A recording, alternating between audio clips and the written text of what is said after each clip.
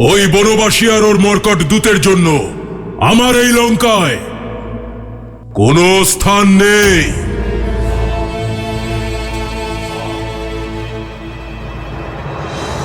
ধৈর্য সহকারে কাজ করবে অঙ্গদ। আবেগের বশে সিদ্ধান্ত নেওয়া একেবারেই অনুচিত।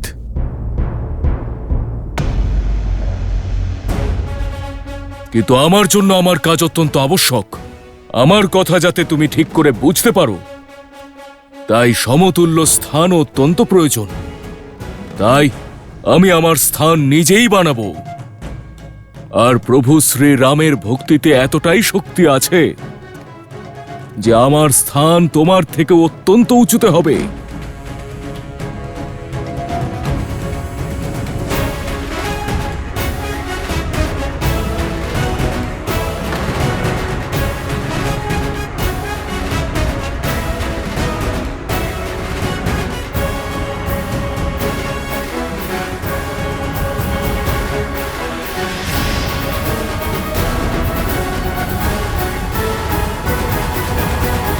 জয় শ্রীরাম।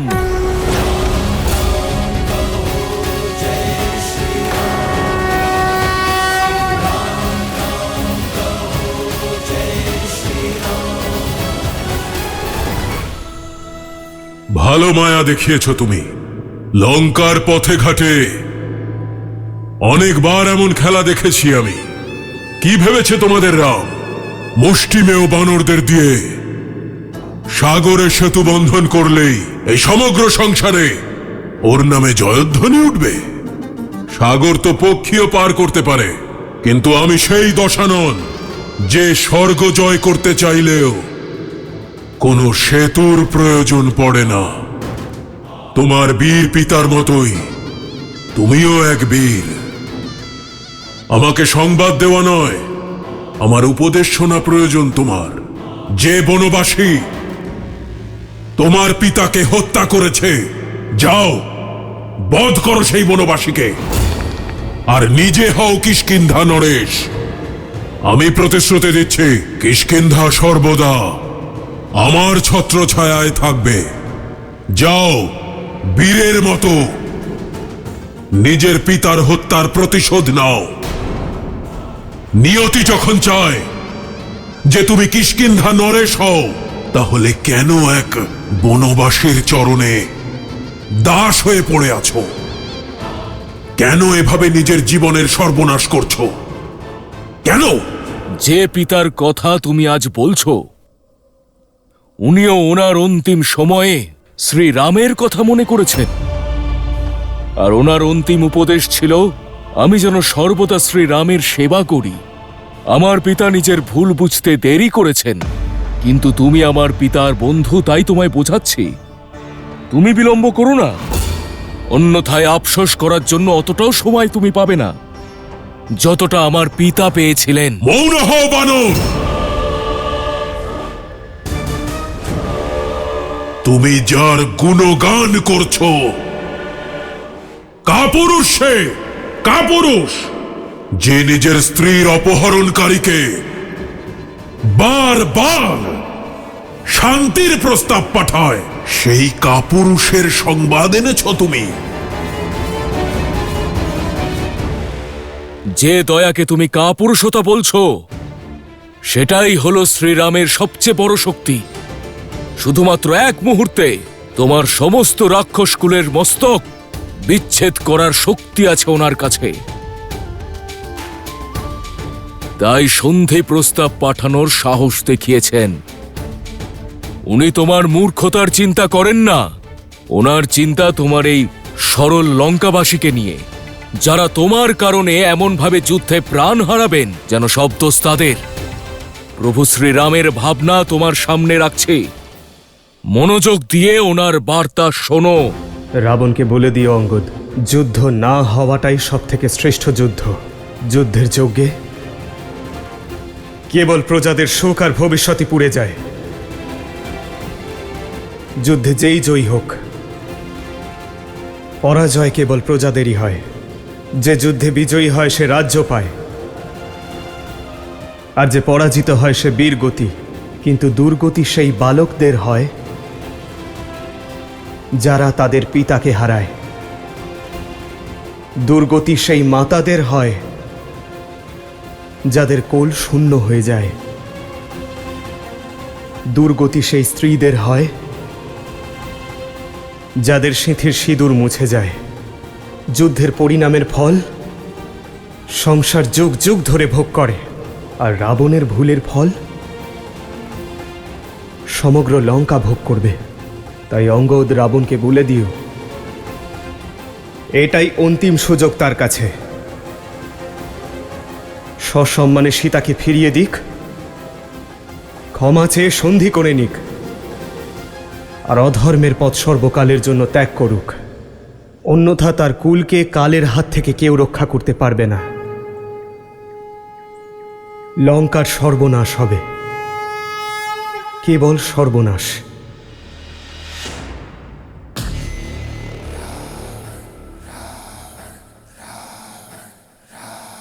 তুমি আমার চোখ খুলে দিলে অঙ্গদ। এটা কি সত্য? যদি আমি সীতাকে ফিরিয়ে দিই, তাহলে রাম আমাকে ক্ষমা করে আমার মিত্র হয়ে যাবে।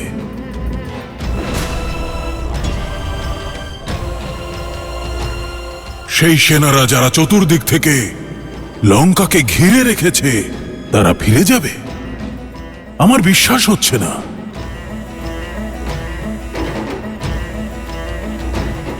যার নাম সম্পূর্ণ সংসার জপে, যার আরাধনা 3 লোকে করে থাকেন, তাকে সন্দেহ করা মূর্খতার পরিচয়। মূর্খতা? মূর্খতা কি সেটা আমি বলছি। মূর্খতা হলো এটা ভাবা যে রাবণ সেই রামের কাছে ক্ষমা চাইবে যে রাবণের বোনের নাক কেটেছে। মূর্খতা হলো এটা ভাবা যে রাবণ সেই হনুমানের সঙ্গে মিত্রতা করবে যে আমার অক্ষয় কুমারকে হত্যা করেছে। মূর্খতা হলো এটা ভাবা যে এক বহিষ্কৃত বালক কিছু বানরের সাহায্য নিয়ে সেই রাবণকে সংহার করবে যে সহস্র বৎসর ধরে সহস্র বীরকে সংহার করেছে। মূর্খতা হলো এটা যে 10টি লোকের অধীশ্বরের সামনে এক বনবাসী 3টি লোকের রাজা হওয়ার দম্ভ দেখাচ্ছে।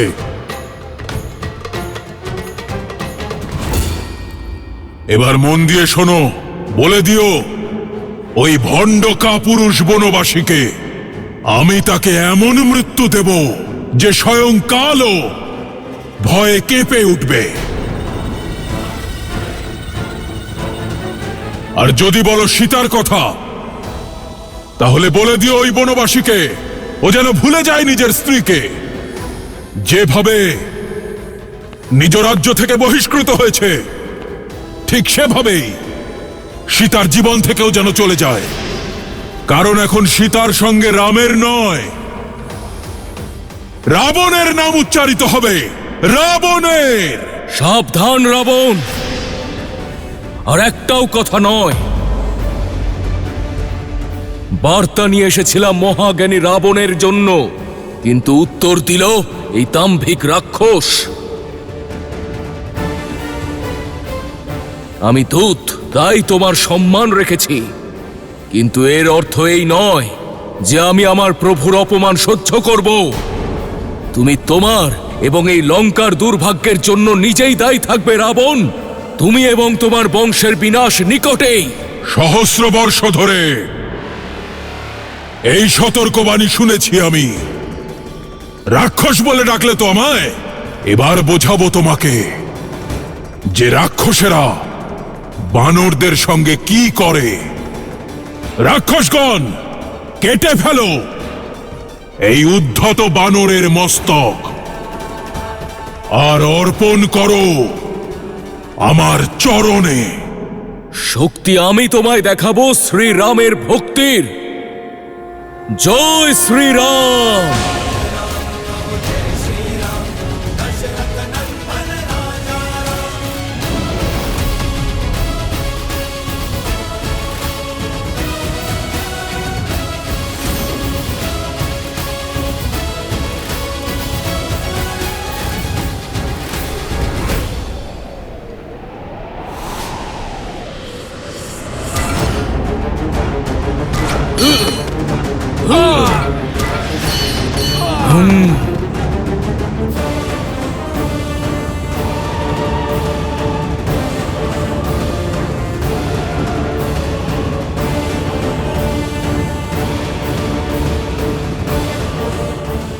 আমি বালিপুত্র অঙ্গদ, কিষ্কিন্ধার যুবরাজ, প্রভু শ্রীরামের দূত, এখানে উপস্থিত সকল বীরকে আহ্বান জানাচ্ছি, যদি তোমাদের মধ্যে কেউ আমার এই পা এখান থেকে নড়াতে পারো, তবে আমি প্রভু শ্রীরামের দিব্যি করে বলছি, সমগ্র বানর সেনা যুদ্ধ না করে ফিরে যাবে।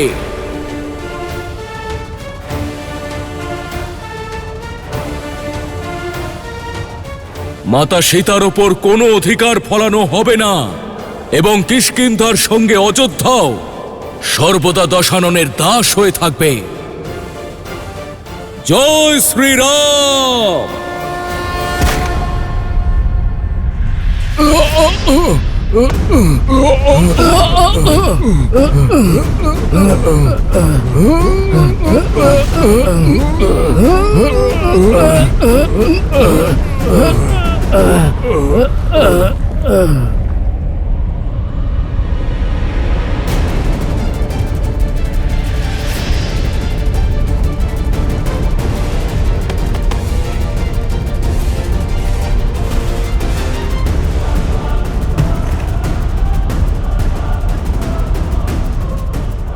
এ কেমন ভূমিকম্প?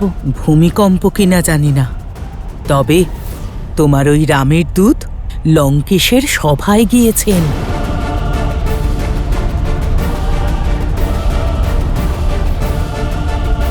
প্রভু, এই কম্পন কিসের? আমার মনে হচ্ছে রাবণ অঙ্গদের সামনে মর্যাদা লঙ্ঘন করার ভুল করেছে। অঙ্গদ কুশলে আছে তো? মহারাজ সুগ্রীব মহাবীর বালির পুত্র সে, আর আমার প্রিয় শিষ্য, আর প্রভু শ্রীরামচন্দ্রের আশীর্বাদ আছে ওর ওপর।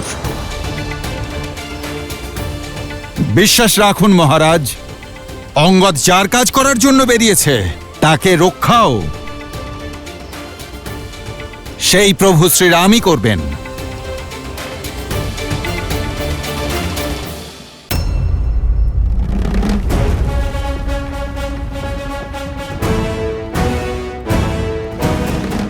এমন কোন বীর আছে? এমন কোন বীর আছে? এটা তো তুমি আগেই প্রমাণ করেছো যে বানরদের বুদ্ধি কম থাকে। আজ এটাও প্রমাণ হয়ে যাবে যে বালির শৌর্য তোমার মধ্যে নেই।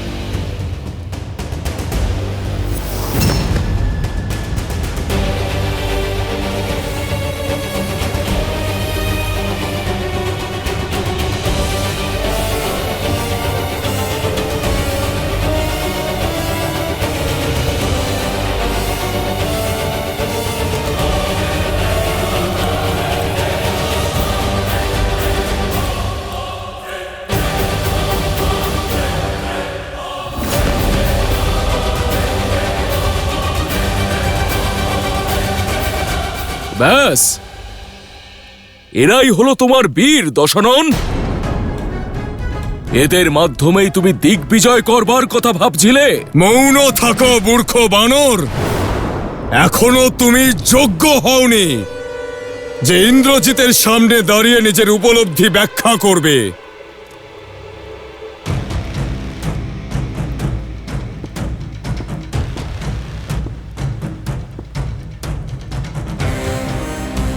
অনেক ঔদ্ধত্য দেখিয়েছ তুমি। এবার প্রথমে তোমাকে স্থানচ্যুত করব, আর তারপর আমার এই হাত দিয়ে শিরচ্ছেদ করব তোমার। যেই স্থানে তুমি তোমার এই পা রেখেছ সেই স্থানেই তোমার মৃত্যু ঘটবে।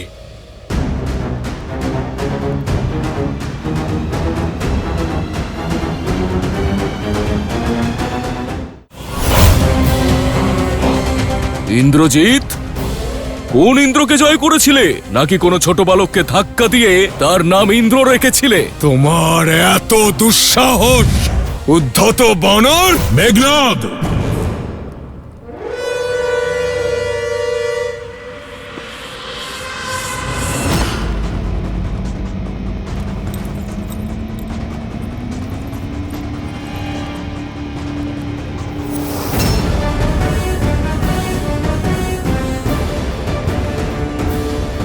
इंद्रजीत आदिक बलवाना, हर्षि उठे जहाँ तह भटनाना। झपटहि करि बल विपुलो पाई, पद न डरई बैठहि सिरुनाई। सुनहु सुभट सब कहतस सीसा, पद कहि धरनि पछारहु कीसा। भूमि न छाड़त कपि चरत, देखत रिपु मद भाग। कोटि विघ्न ते संत कर, मंजिली नीति न त्याग।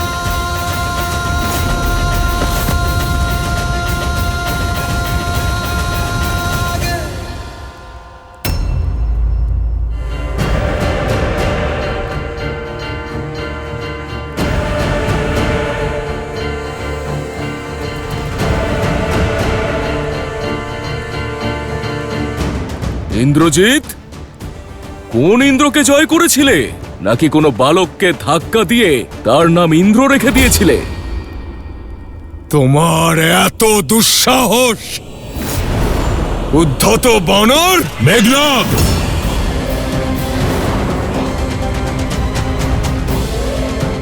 ওর সংহার হবে, আর তোমার হাতেই সেটা হবে। কিন্তু ওর প্রতিস্পর্ধার উত্তর দেওয়ার পরে।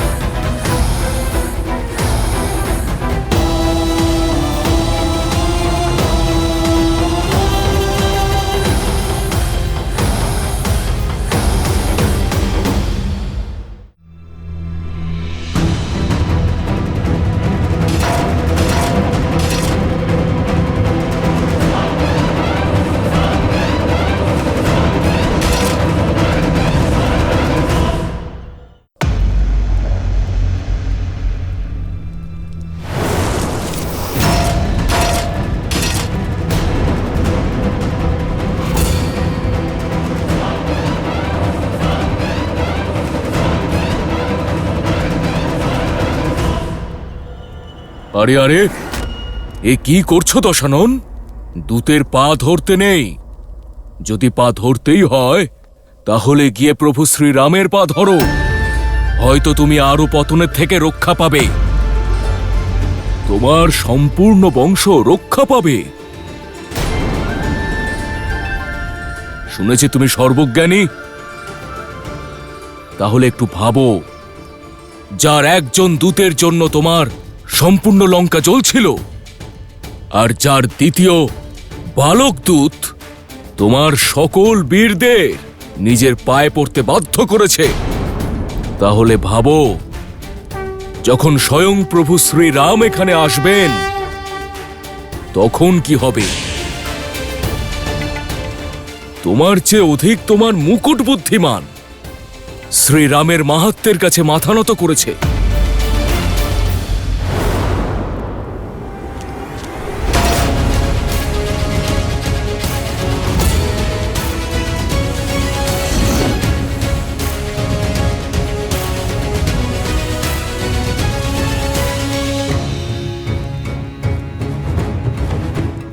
যে শ্রীরামের পথ বেছে নিয়েছেন তাকে ওনার কাছে যাওয়া থেকে কেউ আটকাতে পারে না।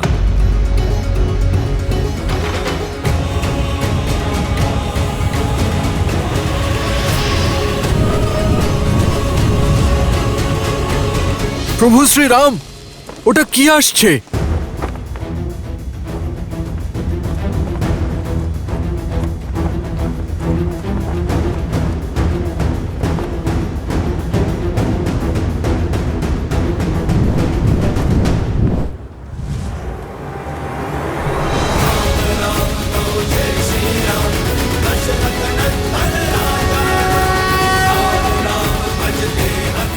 প্রভু, এটি ওই রাবণের মুকুট।